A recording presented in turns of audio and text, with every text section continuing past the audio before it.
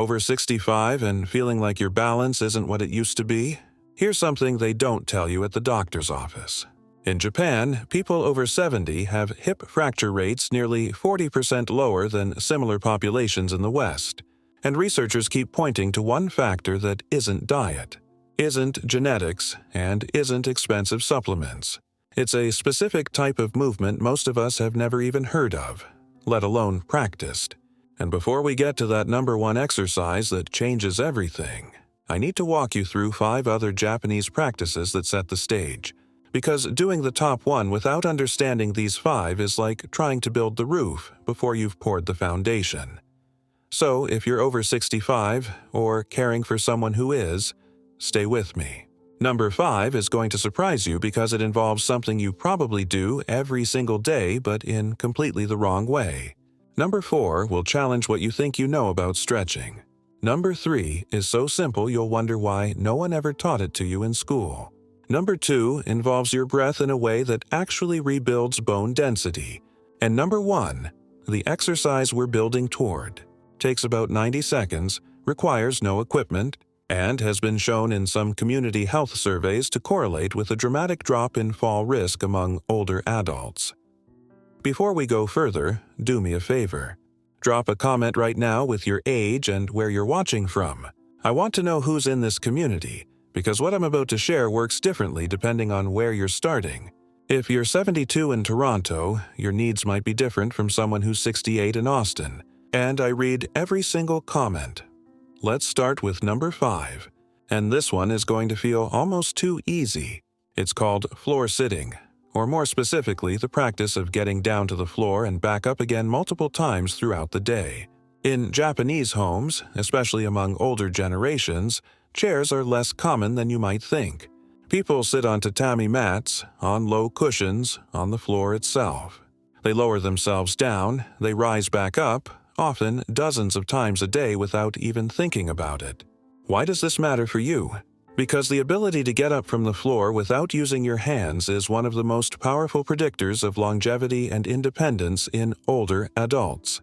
Some large observational studies have found that people who can rise from a cross-legged seated position on the floor without hand support have significantly lower mortality risk over the next several years compared to those who need both hands and a knee. Think about what that movement requires. Hip flexibility, knee stability, core strength, balance, coordination. It's a full-body integration test, and if you can't do it now, that's not a life sentence. It's a signal. Your body is telling you where the weak links are. Here's the beautiful part. You don't have to master it today. You just have to start practicing the components. Let me tell you about Margaret, 71, retired librarian from Ohio. She hadn't sat on the floor in probably 20 years. Getting down required holding onto furniture, and getting up was a 2-hand, 1-knee, huffing and puffing ordeal. I didn't ask her to go from standing to floor in one day. We started with a low ottoman. She practiced lowering herself slowly onto it, then standing back up 5 times in a row, twice a day. After 2 weeks, we switched to a thick cushion on the floor, about 8 inches high. Another 2 weeks, a thinner cushion. 6 weeks in, Margaret sat cross-legged on the carpet and stood back up using just one hand for balance. 3 months later, she did it without touching anything. Her knees felt better. Her hips felt looser. But more than that, she felt capable again. She told me she wasn't afraid of her grandkids' living room anymore. So here's your protocol for number 5. If you can't get to the floor safely right now, start with a sturdy low chair or a stack of cushions. Sit down slowly, stand up slowly, 5 repetitions, twice a day. Every week, reduce the height slightly. Use a wall or a sturdy piece of furniture for balance if you need it, but try to rely on it less over time. If you have knee replacements or severe arthritis, talk to your physical therapist about modifications, but don't skip this entirely.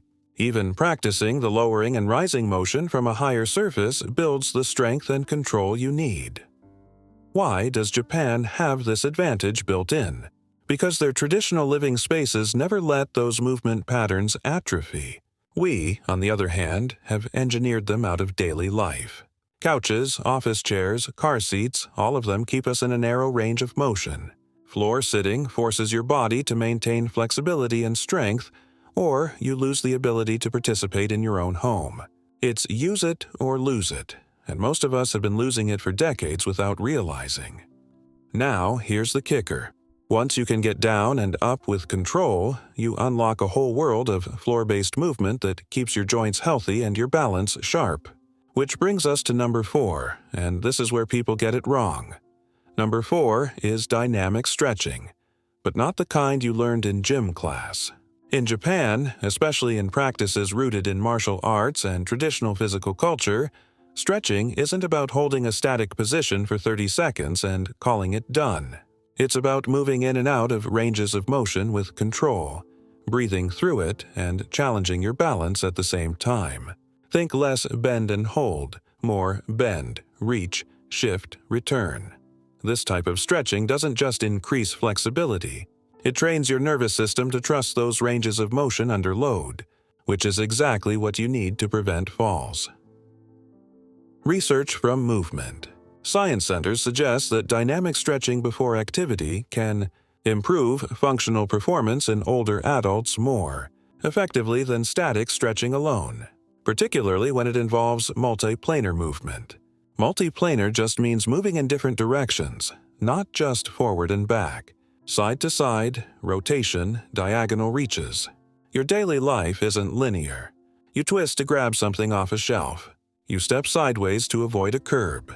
You bend down and rotate to pick up a bag. If your stretching routine only trains one plane of motion, you're leaving gaps. Let me introduce you to Robert, 68, former electrician, lived in Michigan his whole life. He stretched every morning, same routine for 15 years. Hamstrings, calves, shoulders, all static holds. But he kept tweaking his lower back, doing simple things like reaching into the back seat of his car or bending to tie his shoes. We swapped his static holds for dynamic movements. Leg swings, front to back and side to side, 10 each leg. Torso rotations, standing with arms out, twisting gently left and right, 20 reps. Deep squat holds with weight shifting side to side, 30 seconds. Arm circles, forward and backward, full range. Within 3 weeks, Robert's back pain dropped by half. Within 2 months, he told me he felt more springy, his word. He could react faster when he stumbled. His body remembered how to move in all directions, not just the ones he'd been drilling. Here's your protocol for number 4. Every morning, after you've moved around a bit and your muscles are warm, spend 5 minutes on dynamic stretching. Leg swings holding onto a wall or counter, 10 front to back, 10 side to side, each leg. Torso twists, standing tall, arms extended, rotate gently as far as comfortable, 20 total. Arm circles forward and backward, 10 each direction. Deep breathing squats, as low as you can go safely, hold for 5 seconds. Come up, repeat 5 times. If squats aren't available to you, do sit to stand from a chair with a pause at the bottom. The goal is controlled movement through a full range, not speed, not bouncing, not pushing into pain. Why does this matter more as you age? Because your nervous system becomes more cautious. It restricts movement to ranges it trusts. If you never challenge those ranges, they shrink. You become stiff not because your joints are broken, but because your brain has decided those positions are unsafe. Dynamic stretching is a negotiation. You're telling your nervous system, we can go here, we can control it, it's okay. And over time, your brain agrees. But here's where it gets interesting. Dynamic stretching works even better when you pair it with a specific breathing pattern, which is exactly what number 3 is about. Number 3 is nasal breathing during movement. And this is one of those practices that sounds too simple to matter until you try it and realize how much you've been missing. In many Japanese movement traditions, especially those tied to martial arts or meditative practices, breathing through the nose during physical activity is non-negotiable. Not because of tradition alone, but because of what it does to your physiology. Nasal breathing filters air, warms it, humidifies it, but more importantly for people over 65, it regulates your autonomic nervous system. It keeps you in a parasympathetic state, the rest and digest mode, even while you're moving. This has direct effects on blood pressure, heart rate variability, and your ability to recover from exertion. Some studies on breathing mechanics have found that nasal breathing can improve oxygen uptake, efficiency, and reduce perceived exertion during moderate exercise in older populations. Translation: you can do more, feel better doing it, and recover faster. Mouth breathing, especially during movement, tends to activate your sympathetic nervous system, the fight-or-flight mode. That's fine for short bursts, but if you're mouth breathing through your entire walk or exercise session, you're telling your body there's a threat. Your heart rate spikes higher than it needs to. Your blood pressure rises. You fatigue faster. Let me tell you about Linda, 73, retired teacher from Florida. She walked every morning, about 30 minutes, but she always came back feeling wiped out and her blood pressure would be elevated for an hour afterward. I asked her one question: "Are you breathing through your mouth or your nose?" "Mouth," she said, the whole time. I had her try one walk, same route, same pace, but breathing only through her nose. If she felt like she needed more air, slow down, don't open your mouth. First walk, she had to slow down 3 times. But she finished and her heart rate was lower than usual. Her blood pressure came down within 20 minutes instead of an hour. Within 2 weeks of nasal breathing walks, Linda's resting heart rate dropped by 5 beats per minute. She had more energy in the afternoons. She wasn't gasping for air anymore. Her body had learned to use oxygen more efficiently. Here's your protocol for number 3. Start today. Whatever movement you're doing, walking, stretching, climbing stairs, close your mouth and breathe through your nose. If you feel air hunger, slow down. Do not switch to mouth breathing. Let your body adapt. It will, usually within a few days. If you have severe nasal congestion or structural issues, work with an ENT, but for most people, nasal breathing is completely accessible. Practice it at rest first. Sit quietly. Breathe in through your nose for 4 counts, out through your nose for 6 counts, 5 minutes. Then take it into your movement. Your cardiovascular system will thank you. Why don't we teach this in the West? Because we've prioritized performance over longevity. We tell people to push harder, breathe harder, go faster. In Japan, the approach is different. Sustainable intensity, controlled effort. You're not training for a race. You're training to stay independent at 90. Now, here's where we start building toward the big one. Number 2 is going to sound strange, but stay with me because this is where bone density comes into play. Number 2 is percussive stomping, or what's sometimes called bone loading through impact.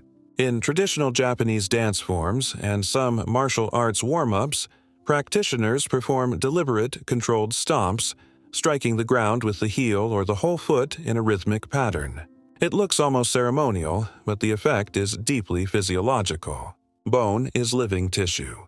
It responds to stress by becoming denser, stronger. When you create impact, safe impact, you signal to your bones that they need to reinforce. This is especially critical for people over 65, because bone density naturally declines with age, and for women past menopause. That decline accelerates. Research from bone health and osteoporosis centers has shown that high-impact, short-duration loading can stimulate bone formation more effectively than low-impact, steady-state exercise. We're talking about brief, controlled stomps, not jumping jacks or running. You don't need to leave the ground. You just need to create a sharp, quick load through your skeleton. Here's the story of Patricia, 69, had been diagnosed with osteopenia, the precursor to osteoporosis, 3 years earlier. Her doctor told her to walk more and take calcium. She did both. Her bone density didn't improve. I introduced her to percussive stomping. Every morning, after her dynamic stretching, she would stand next to her kitchen counter for balance, lift one foot slightly and stomp down with her heel. Not hard enough to hurt, but firm enough to feel the vibration up her leg. 10 stomps per foot. Then she'd do the same thing with a flat-footed stomp, engaging her whole leg. Another 10 per side. Takes about 90 seconds total. She did this 6 days a week. After 1 year, Patricia had a follow-up bone density scan. Her hip bone density had increased by 3%. Her spine had increased by 2%. Her doctor was surprised. She wasn't on medication. She hadn't changed her diet beyond what she was already doing. The variable was the stomping. Patricia told me she also felt more stable on her feet. The impact practice had trained her legs to absorb shock, which meant when she missed a step or hit an uneven surface, her body knew how to handle it. Here's your protocol for number 2. Stand next to a wall or counter for balance. Lift your right foot a few inches off the ground. Stomp down with your heel, firm but controlled. 10 times, switch to your left foot. 10 times. Now do the same thing with a flat-footed stomp, engaging your whole leg as you strike the ground. 10 each side. If you have joint pain or balance concerns, start with gentle taps and gradually increase the firmness over weeks. Do this every day, ideally in the morning when your muscles are warm. If you have severe osteoporosis or a history of fractures, consult your doctor before adding impact. But for most people with osteopenia or normal age-related bone loss, this is safe and effective. Why does this work when walking doesn't always? Because walking is low impact. Your foot rolls, your body glides. There's no sharp signal to your bones that they need to get stronger. Stomping creates that signal. It's a wake-up call. And when you combine it with nasal breathing, dynamic stretching, and floor-sitting practice, you're building a body that's resilient from multiple angles. But now, we're ready. Number 1. The exercise that ties all of this together and has the most dramatic effect on fall prevention and longevity for people over 65. It's called Tanrin, or single leg standing with controlled breathing and weight shifts. You may have heard of standing on one leg as a balance test, but this is different. This is an active practice, not a test. And the way it's done in Japanese health traditions adds layers that make it far more effective than the Western version. Here's how it works. You stand on one leg, yes, but you don't just stand there. You breathe in a specific pattern, you shift your weight subtly within that leg, you engage your core, and you hold for a set duration that builds over time. Some community health assessments in Japan have found that people who can stand on one leg for 60 seconds or more have significantly lower fall rates and better mobility scores than those who can't. But here's the key. It's not just about testing whether you can do it. It's about training it progressively until your body adapts. Let me tell you about George, 74, retired engineer, lived in Pennsylvania. He had good days and bad days with his balance. Some mornings he felt solid. Other mornings he felt wobbly, especially getting out of bed or turning quickly. His doctor told him it was just part of aging. I asked him to try Tanrin. Every morning, right after his percussive stomping, he would stand next to his counter, place one hand lightly on it for safety, and lift his right foot off the ground. He would breathe in through his nose for 4 counts, out through his nose for 6 counts, and while standing there, he would gently shift his weight forward over his toes, then back over his heel. Tiny movements, maybe an inch each way. He'd do this for 30 seconds, then switch legs. First week, George needed the counter for real support. He was gripping it. Second week, he was just touching it, 1 finger. Third week, he let go for a few seconds at a time. By week 6, George could stand on one leg, eyes open, for a full minute without touching anything, breathing calmly, shifting his weight, completely stable. By week 12, he could do it with his eyes closed for 30 seconds. His bad balance days disappeared.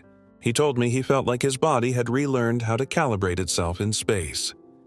Here's your protocol for number 1, and this is the practice I want you to take most seriously. Every single day, after you've done your dynamic stretching, your nasal breathing practice, and your percussive stomping, stand near a wall or counter. Lift your right foot off the ground, knee bent comfortably, not pulled up high. Place your hand on the support lightly. Begin nasal breathing, 4 counts in, 6 counts out. While you breathe, gently shift your weight forward over your toes, then back over your heel. small, controlled movements. Do this for 30 seconds. Lower your foot, shake it out, switch to your left leg. 30 seconds. Every week, try to reduce your reliance on the support. Go from gripping to touching, from touching to hovering your hand nearby, from hovering to hands at your sides. Your goal, over the course of 3 months, is to stand on each leg for 60 seconds, breathing calmly, shifting your weight, with no support. If you can do that, your fall risk drops dramatically. Your confidence improves. Your nervous system learns to make constant micro-adjustments that keep you upright even when the ground is uneven or you're distracted. Why does weight shifting matter? Because balance isn't static. You never just stand perfectly still in real life. You're always making tiny adjustments. If you practice static one-legged standing, you're training one skill. If you practice dynamic one-legged standing with weight shifts, you're training your body to adapt in real time, which is exactly what you need when you trip over a rug or step off a curb wrong. And here's the bonus. This practice also strengthens the small stabilizer muscles in your feet, ankles, and hips, the ones that don't get worked during normal walking or even during most gym exercises. These stabilizers are your first line of defense against falls. When they're weak, you go down. When they're strong, you catch yourself.